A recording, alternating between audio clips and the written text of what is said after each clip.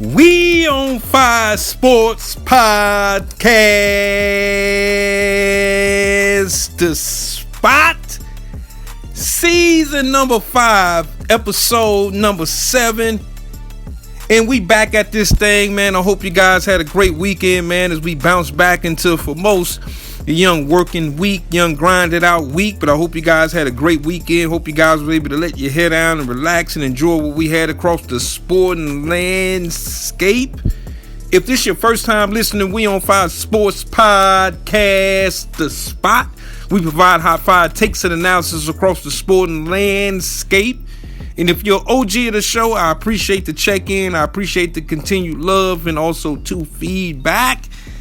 Man, we got a jam-packed episode, man. Episode number 7. As I mentioned, we're fresh off the weekend. Fresh off the conclusion of week number 3 in the National Football League. Everybody knows around this time of the year, football is king. So you know we're going to get into week number 3 and what all jumped off across the board in week number 3. Also, too, in this episode, I got my look at Major League Baseball, man. We're finally through the final week of the MLB season as the playoffs, wild card round is about to jump off. So I'm going to give you guys kind of what we call a quick little tour of what's jumping off across Major League Baseball. Can't forget about my baseball heads out there. Also, I can't forget about what happened last night between the Baltimore Ravens and the Detroit Lions. This game was played in Baltimore, and we seen kind of a similar result for Baltimore play itself out once again, and I'm definitely going to get into that in full depth. Also, we got a bunch of injuries, man, across the National Football League. As you know, most people would consider boxing the get hurt sport, the get hurt profession. But nothing like professional NFL football, man, as we have a lot of guys that's out. More notably, we got Joey Bosa out for the season, man, for the San Francisco 49ers.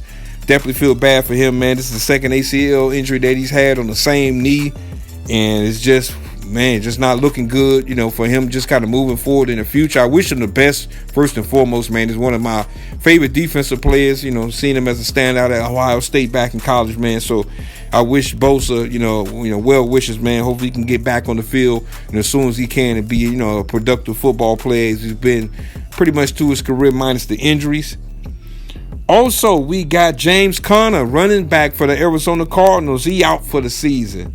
Has an ankle situation. So it's the last we've seen of James Conner this season for the Arizona Cardinals. Arizona Cardinals have had a good season so far, even though, they took an L, just last weekend. But, definitely for me, it's a team that, they need James Conner. He's kind of like the veteran of this football club. We'll see what Trey Benson does once he gets into the start lineup, man, starting running back for them at this point now. Speaking of running backs, we got Najee Harris. Najee Harris, man, out for the season with an Achilles. One thing about Najee Harris, man, a lot of people, criticize him for not just being that impact running back coming out of the University of Alabama. But one thing you can say about Najee Harris is that he has been a healthy guy. He has been healthy. I don't think he's missed an NFL game. I'm going to have to, do my research on that. But he's been a fairly healthy guy. And, his season is over, man, for the Chargers. And, he was that 1-2 punch with Mario Hampton, the rookie running back for the Los Angeles Chargers, man. So his services definitely will be missed as well. Speaking of the outs, we got in college basketball, big time news, man. We got Bruce Pearl stepping down, retiring from coaching, it appears, as he's resigned from Auburn University. He's went down to Auburn. He's created, this basketball club now has, probably, I'm not going to say it's more respect than the football club, because I don't want people to get hot with me, man, down there, in Auburn, not too far from where I'm at, roughly about an hour and 30 minutes south. Actually, I'm an hour and 30 minutes north of Auburn. And so I don't want to tick off the great fan base War Eagle, man, but he has put this basketball program on the national stage. And so me being a guy, from the Midwest, from Illinois, it's a long story with Bruce Pearl and, my University of Illinois fighting the line out. Helped us get on probation back in the day with my man Deion Thomas from Simeon High School, McDonald's All-American. That's a long story. I'm not going to go down that rabbit hole. But one thing I will say, though, with Bruce Pearl, man, he has been a guy that brings electricity to your campus, to your school, and he's had that production from Auburn the last couple of years on the basketball side. So I took my cap, man, to Bruce Pearl. He did it at the University of Tennessee, when he was there. Also, University of Wisconsin, Milwaukee, did a good job there, in the mid-2000s. So, man, shout out to Bruce, man. I think he's a steward of college basketball. I know it's going to be a lot of, ESPNs and other college entities reaching out for his services on the broadcast side. I think Bruce Pearl will be good for that, man. So, kudos to him. Also, we got another guy out, just on the college sector, but on the football side. Mike Gundy has been fired from the Oklahoma State Cowboys. This guy is infamously known as just the whole rant. I'm a man. We all remember that. Mike Gundy bringing the mullet, to Oklahoma State. And this is a football program that has put, a lot of professional dudes in the National Football League, most notably Ollie Gordon, the running back, played for the Miami Dolphins. So he's had some players up there at Oklahoma State, but we just have not seen, just from our perspective, just them being able to win the last couple of years. And so, I seen them get blew out early this year. I was just like, man, what happened to Oklahoma State? As soon as I had that thought, a week later, Mike Gundy is out of a job, man. And so he's had a long tenured career at Oklahoma State. I mean, going back, he played at Oklahoma State. I'm old enough to remember him being a quarterback at Oklahoma State back in the day. And so hopefully he'll land on his feet, which college coaches always do. It's always a carousel with college coaches. So I think Gundy, he'll be able to bounce himself back. So we'll see what that do moving forward. And before we get into week number 3 across the National Football League, before I get into the game we all saw last night, I got to send a special congratulations to A'ja Wilson winning the WNBA MVP. Her and Fee Collier was the two runners-up or the finalists, for the award. I thought it was A'ja Wilson's to win. They've had an outstanding year this year, and so well wishes to them moving forward. Obviously in the playoffs as well. Las Vegas, we'll see what they do moving forward in the playoff situation. But congratulations to her. But we got to get into what happened last night. Oh, man, what happened last night, man. We had the Detroit Lions traveling to Baltimore to take on the Baltimore Ravens. This was a good football game to watch, a little bit back and forth from the offensive standpoint. You had two teams that going into the game, they're just going to try to run the football. Baltimore just trying to get, back on the positive side, 2-1 on the season. They was 1-1 coming into this game. So it was a big game for them. They play a tough schedule. Obviously being in the AFC, it's a lot of, teams that, ducking for that position to be a contender and try to get that belt, as we call it. But, I thought that this is a game that you got to protect home. Now, I don't know about y'all, but I have never seen a team be able to run for 250 yards against the Baltimore Ravens. The only time that I've seen it, I got to put some respect on my man's name too. The only time that I've seen it with my man Jamal Lewis, man, was, when I think he went to Cleveland, then came back, the Baltimore had a big game against the Baltimore Ravens. But just the two-prong attack, man, from Sonic and Knuckles, Montgomery and Gibbs, they just couldn't be stopped. And Montgomery, man, the second half for him, he just jumped out a parachute or something. Big time run for him, almost had him a touchdown. I know, fantasy lovers was a little hot about him. He was unable to score on that play, but he gave you enough points, hopefully, for you guys to get you a W, whoever had Montgomery. But I was impressed by Detroit because they came into this football game and they hit Baltimore right in the mouth. In Baltimore, they was able to stabilize themselves and, keep themselves into the game. But when you got two good teams, good football teams, man, playing against each other, it's always going to come down to a couple of plays. And for the Baltimore Ravens, it was just like going to sleep, and next thing you know, Freddy Krueger in your bedroom. Just with the fumble, man. Just with the fumble-litis from Derrick Henry. And to me, it's not just like the fumbles. Because Derrick Henry is a cyborg. Derrick Henry is a first ballot Hall of Famer when he hang up his cleats. And I got love for Derrick Henry. No question. Good luck tackling this guy, man. I've never seen a guy probably since the days of maybe Bo Jacksons of the world, to be that size, to be able to run at that speed, especially hitting through the hole. But these fumbles, man, and I'm not saying that he's going to continue to fumble during the rest of the year, but just the timeliness of them. They always come down the pipeline at the inopportune time. And last night it burnt the Baltimore Ravens. And for me, the offensive line of the Baltimore Ravens, and I'm going to give some love, obviously, to the Detroit Lions. Shout out to Hutchinson, man, coming back from injury last season. Big time play, knocking the ball out from Derrick Henry. I love just the pressure that the Lions was bringing. But I just thought that the MVP, or former MVP, Lamar Jackson, just was playing like he was on skates. He just seemed very indecisive. Now, that could be simply based on the fact that, and I got love for Zay Flowers. I think he's an outstanding young football player, but they've never really had what you call a number one in Baltimore. And it always shows itself, regardless of how well Baltimore offensively can put up points. It always seemed like it get to a stretch of the game where they get even with a team, or it's back and forth, and you just looking for a guy to be able to make plays, and either they didn't get open or Lamar was just on skates. I just didn't understand that, especially in the second half of the game. So I was kind of perplexed about that. Now Baltimore, I went ahead and put it out there. It's a lot of heat on John Harbaugh. I think that he's the longest tenured coach in the league outside of Mike Tomlin. Andy Reid in that sector as well. But I don't know, man.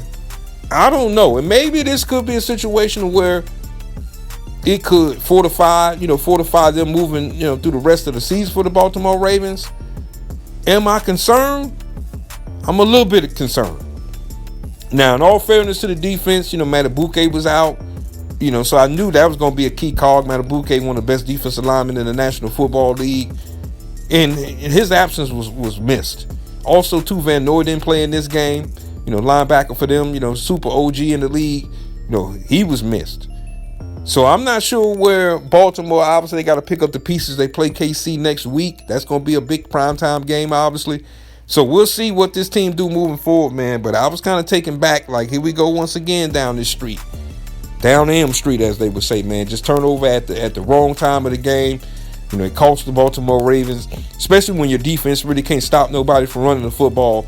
Your offense really can't turn the ball over, and it costs the Baltimore Ravens. We'll see what they do. Congratulations, though, to the Detroit Lions, man. Detroit stand up. Big road victory for them. That NFC North, man, best division in football, I believe. So we'll see what they do moving forward. But coming up, man, we're going to break down the rest of week number 3 across the National Football League. Once again, I appreciate all the love and the feedback. I appreciate your ear. We on Fire Sports Podcast Spot.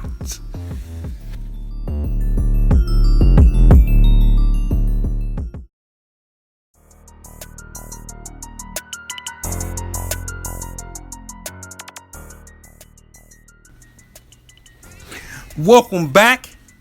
And as promised, we're going to get into week number 3 across the National Football League.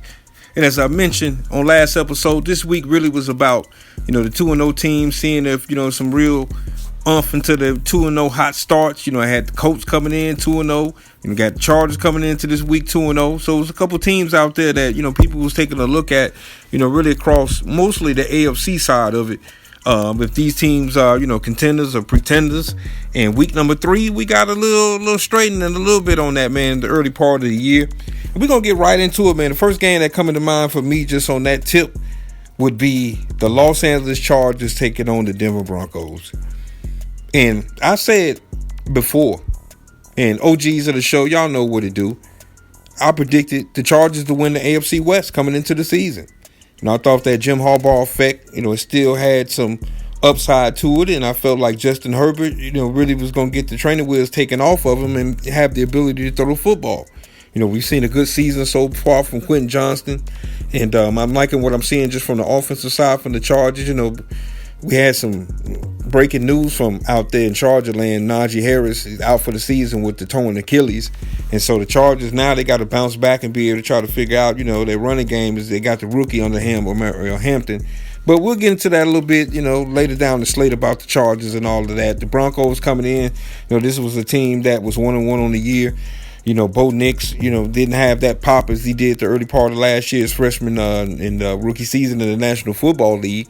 And so Sean Payton, this is a big-time divisional game for them. And, the Chargers, came out, and this was an exciting game to watch.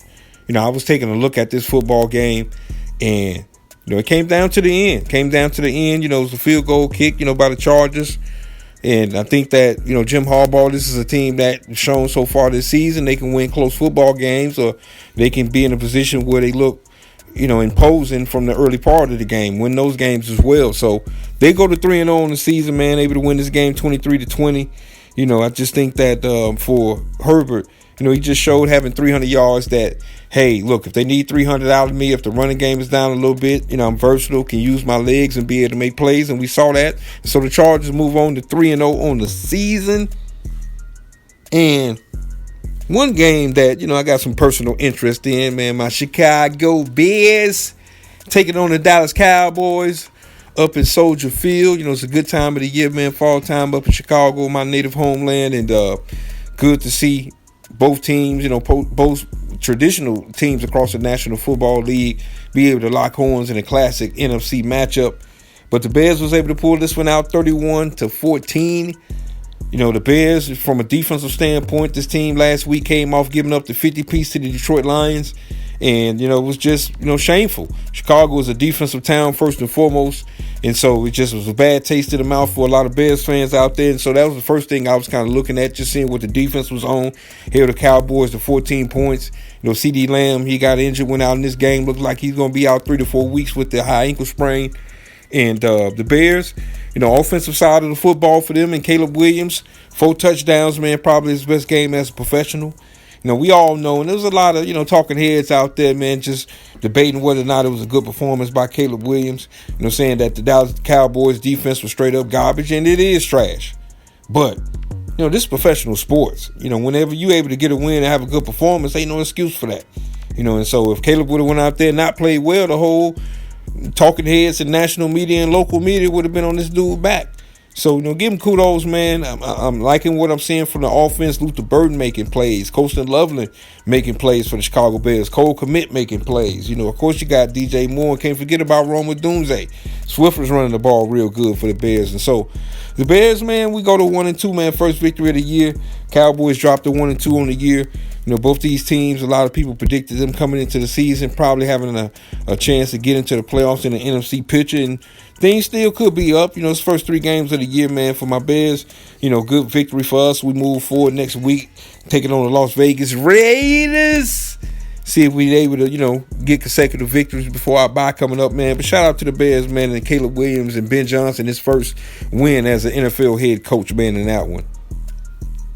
And then we transition to a game that, for me, a lot of people predicted, like I predicted, that the Packers would knock off the Cleveland Browns. But this is why we play the game, people. It's not played on paper. And the Cleveland Browns, from a defensive standpoint, and I mentioned this when I previewed this game, about the Cleveland Browns, they front four. You got Myles Garrett, who's the best defensive player in the National Football League. This guy's a wrecking machine. And I knew that Green Bay, they've been playing some good ball as far as keeping Jordan Love clean, but I just didn't think that they'd be able to do it for just 3 consecutive weeks, especially with a talented defensive front like the Cleveland Browns. And we saw that on display. They held the Packers to 10 points in this one. Jordan Love did have a TD, man, but had under 200 yards. I just think that Cleveland being able to run the football, man, to Quinshon Judkins. Shout out to the youngin, man, held out, had a little contract situation up in Cleveland. Good to see him back on, in the folds, being able to start his rookie campaign. And he ran the ball good, almost had 100 yards on the ground for him, man. And it's the upset special of the week as the Browns was able to pull this one off 13-10. The Packers, looked like they was on their way cruising to 3-0, a lot of people thought. And they was the talk of the National Football League through the first 2 weeks. This team, they'll be able to pick up the pieces, but, the NFC North is going to come down to the finish line, just whoever win that division. And so we'll see if the Packers can pick up the pieces, and a good first victory of the year, man, for the Cleveland Browns, man. Shout out to Cleveland, man. Good victory for them. And then we transition to another game in the AFC. Got the Indianapolis Colts in that AFC South taking on the Tennessee Titans in the AFC South. Cam Ward, third professional football game for him. First number overall pick in the NFL draft. The Colts and Danny Dimes, man. And then this is a guy that, I'm just going to go ahead and put it out there. I'm eating crow right now because I thought Danny Dimes is a straight backup quarterback. And he may be. He still may be. But so far, the guy's playing some good football for the Indianapolis Colts. Jonathan Taylor, I think Jonathan Taylor, man, could be the best running back in the National Football League. The guy's that talented. He's a guy that, in my opinion, he don't get the same, cachet as some of the big-time backs in the league, Derrick Henrys of the world and C-Max of the world, Christian McCaffrey's. But Taylor on that level. And he's been a machine, man. Had 3 touchdowns in this game, man, as the Colts was able to knock off the Titans, man, 41-10. Colts, they 3-0 in the season, one of them surprise teams out there. I'm liking what I'm seeing from them. It's a division that they can definitely win, that AFC South. So we'll see what the Colts do moving forward for the season for them. Titans still winless on the year, man. And this is a team that, for Ward, it's just been mixed reviews. He's just been 50-50 so far for me. And young Callahan, the head coach of the Tennessee Titans, there's a lot of people thinking he's a dead man walking up there in Tennessee.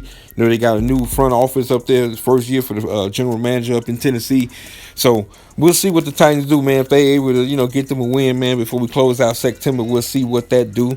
And so another matchup that, for me, was really interesting because this matchup was the battle of the backup quarterbacks. We got the Cincinnati Bengals taking on the Minnesota Vikings.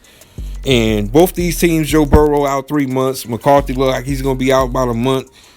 Both these teams, a lot of people had high hopes for them as far as being able to make the playoffs. The Vikings had an outstanding year last year with Sam Darnold at the helm. McCarthy's been 50-50, so far. And we had the resurgence of Carson Wentz. 2 touchdowns in this game. Minnesota just straight rolled the Cincinnati Bengals. It wasn't even as close as the 48-10 score would tell you. Jake Browning, man, turnover machine, turning the football over, pick 6 in this game. The Vikings defense was outstanding. I know a lot of people who play fantasy football out there know y'all geeked up right now for the performance. If y'all had them in their lineup, shout out to my man Issa Leem just on that tip. But man, boy, the Vikings just steamrolled the Cincinnati Bengals. Jordan Mason came in and did a great job running the football, man, for the Vikings. 116 yards and 2 touchdowns, taking over the full duties for Aaron Jones, who's on the IR. Like what I saw from the Vikings, man. Big statement win for them at home. Being able to get 2-1 on the season in that NFC North, puts them in the top for first place in the division, man. Keeping their head strong till McCarthy come back in the fold. But shout out to Carson Wentz, man. Good performance by Carson. And this was a game that I was locked in on. This was a game that, a good NFC matchup. These teams met last season in the divisional round of the NFC playoffs. And yeah, I'm talking about the Philadelphia Eagles against the LA Rams. And the Rams, I knew that this was going to be a tight football game coming in. Sean McVay, scheme up McVay. He's going to have his team ready to play, especially in a prime matchup like this. And boy, was this an exciting game. This was a game that, if you got the casual football fan out there, watching football, just chilling out on a Sunday, this was a game that they would enjoy, man, because the Eagles, I thought the Rams came out, set their dominance in the first half, really, of the game. And then the Philadelphia Eagles got back into their 1-2 game, man. They did a good job of knowing that Saquon Barkley had just won his day, and they was able to use them other weapons, and that's A.J. Brown and Devontae Smith. I mean, people are just foaming at the mouth in Philadelphia across fantasy football. Like, dude, throw the football. No disrespect to Saquon Barkley. I mean, he the best back in the league. But you got to have some kind of balance. Philadelphia got into that bag. It was able to pull off this victory, man, as they stay undefeated on the year, 33-26. I mean, the play of the game, man. Shout out to Big Jordan Davis, man, with the field goal block. Rams had an opportunity, man. They moved downfield late in the game to be able to knock off the Eagles, just like it was in the playoffs last year. And it was the Eagles' special teams this time around, man. Jordan Davis with the block, then the scoop up. I mean, big man was just rumbling, bumbling, stumbling all the way to the end zone. Clutch win for the Philadelphia Eagles. As I mentioned, man, they go to 3-0 on the season. Big time win for them. Then, we had a game, man, that I thought was interesting just on the tip of This team I'm keeping an eye on, man, in the NFC this season. And that's the Tampa Bay Buccaneers, man. The Jets coming in, they didn't have their starting quarterback, Tyrod Taylor, strapped it up for the New York Jets. And this was a trap game for the Buccaneers. And the Jets, they came out and played some good football, man, especially in the fourth quarter, man. I thought they was about to steal this game. This game was good as stole. And Baker Mayfield. Baker. Big time plays for Baker Mayfield in the second half of this football game, especially in the fourth quarter, deep in the fourth quarter, just making plays, man. Mike Evans went out in this game, though, man, with the hamstring, looked like a soft tissue type of injury. We'll keep you posted, man, on Mike Evans here, a key cog for them. This is a team that overall, on the offensive side of the ball, they banged up right now. And so when they get, kind of full slate, with Evans coming back from this injury, and you got, Chris Godwin, about to come off the man. You got, the McMillan, the youngin, second-year player, man, wide receiver for the Tampa Bay Bucs, should be coming back pretty soon as well.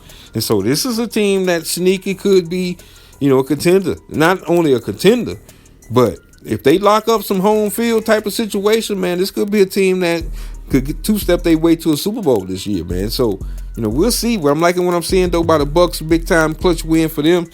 Definitely Todd Bowles is a guy that a lot of people just thought, just off the rip, was a guy that really wasn't, I wouldn't say head coach material, but he just wasn't a sexy type of head coach pick. He's a quiet guy. He's a purposeful guy, and he's been doing a good job in Tampa, taking over from Bruce Arians. Bruce Arians retired, after the Tom Brady era pretty much down there in Tampa. And so, big-time victory for them, man. They go 3-0 on the season, them young Tampa Bay Bucs. And then we got the Kansas City Chiefs. We got them young Chiefs, man. They came into this week 0-2 on the year. We had the New York Giants. This was a team that was 0-2. A lot of people in New York, like the fight that they had last week against the Dallas Cowboys, even though they fell up short. The Chiefs, this was a must-win game for them. To me, no disrespect to the Chiefs kingdom, but you go down 0-3 on the year, man. Good luck making the playoffs.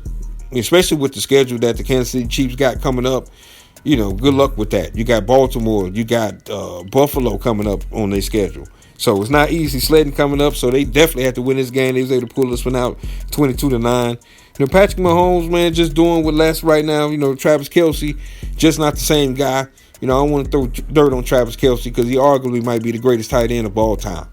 And so, Father Time do catch up to us. He's still a Pro Bowl caliber type of receiver. But they got to do a better job, man, of getting him the football and just those easy type of situations, try to get him going. We've seen him and Andy Reid turn it up on the sideline. Just two fiery guys. But, as I said earlier this season, man, I just think that for this era of the Chiefs, it might be the beginning of the end, man, is what we're seeing. We'll see, because they got them heavyweight battles coming up for the rest of their schedule, coming up very soon for the Kansas City Chiefs. And that's my look across week number 3 in the National Football League. There's a lot of teams that was making moves, a lot of teams remaining undefeated through week number 3. So it was an exciting week overall, man. Coming up next episode, we'll break down what week number 4 has in store. But first and foremost, man, I appreciate all the love and the feedback. I appreciate you. Yeah.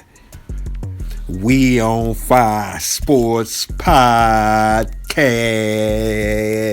the spot.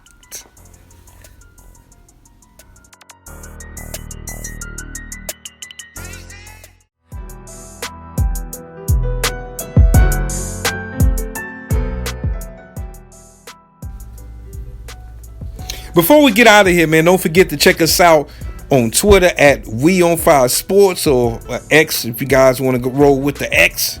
Also on YouTube, We On Fire Sports Podcast. Also where all podcasts can be listened to as well on Podbean. So we up out of here, man. We everywhere, man. So we appreciate, man, all the love and the feedback as well. And before we call it a wrap, Major League Baseball is in its final week of the season. Definitely fall represents to me playoff baseball. Also with the new baseball expanded format in the wild card round, man, this is going to be exciting this year. Simply based on the fact that you got a lot of big teams and big markets that's Gonna be in that wild card round is looking like. I mean, the AL is pretty much on lock as far as who gonna make the playoffs between the Blue Jays. You got the Yankees, man. You got the Boston Red Sox, all in that AL East. I mean, they're all slated and they're gonna be square to get into that wild card situation.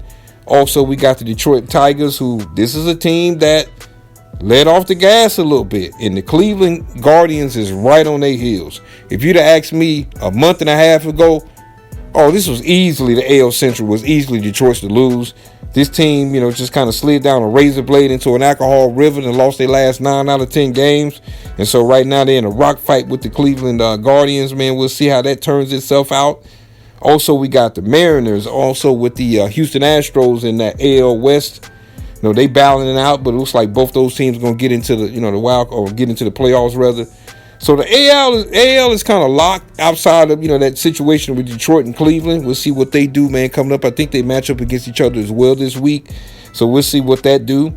The Phillies, man, they're a team that if you'd have told me coming into the season that, they'll have the best record in the National League, I don't know about that, especially when you got, a lot of people feel that the Los Angeles Dodgers coming into this year was a 100-win ball club. I mean, the Dodgers may not win even 90 games this year, but they win in the AL West. They're in a rock fight with the San Diego Padres, which think, the Dodgers will be able to hold on at least for the division. Padres been playing some okay baseball so far. They've been a little up and down for me. This is a team, I'm a big fan of Fernando Tatis Jr., man. I think he's a superstar in this league, especially if Major League Baseball, be able to promote him right. He's came off injury, but I'm liking what I'm seeing from the Padres and just kind of they whole swag, but they've been a little up and down. You got the Milwaukee Brewers. This is a team that, got the best record in the National League. I mentioned Philadelphia earlier, but it's the Milwaukee Brewers who got the best record in the National League. And their team that, been on Achilles' heel, talking about the Cubs. My Cubs and slid down a razor blade in the alcohol river as well, losing 4 in a row. We would have had an outside shot of winning the division, man. We just kind of jagged it so far through the last 4 games. But my Cubs clinched the playoff spot. I know a lot of people up in Chicago is very excited about that. Our first playoff appearance in the last 5 years. So I'm going to get into, baseball a little bit more probably next week as we have our previews of the wild card rounds. Also, I'll be able to throw out some awards out there, man, for the NL and AL. I mean, it's probably going to be between Kyle Raleigh, in the American League, and also, too, my man Kyle Big Bat Swarber for the Philadelphia Phillies in the National League. So I think they got that on lock as far as the the MVP winners of both of those particular leagues. So once again, man, I appreciate all the love and the feedback. I appreciate you guys' ear. We'll be back on Friday. On Friday's show, we're going to preview week number 4 across the National Football League. Also going to get into maybe a little college football, what we see out there on the landscape as well. Also, we got my Big 5. I got a Big 5 coming up at the end of the week. My Big 5 NFL power rankings. I might throw a little sweetener into that as well. So, no, man, I appreciate you guys for checking me out. We'll be back on Friday. Until then, man, you guys be safe. We on 5 Sports Podcast. Bye.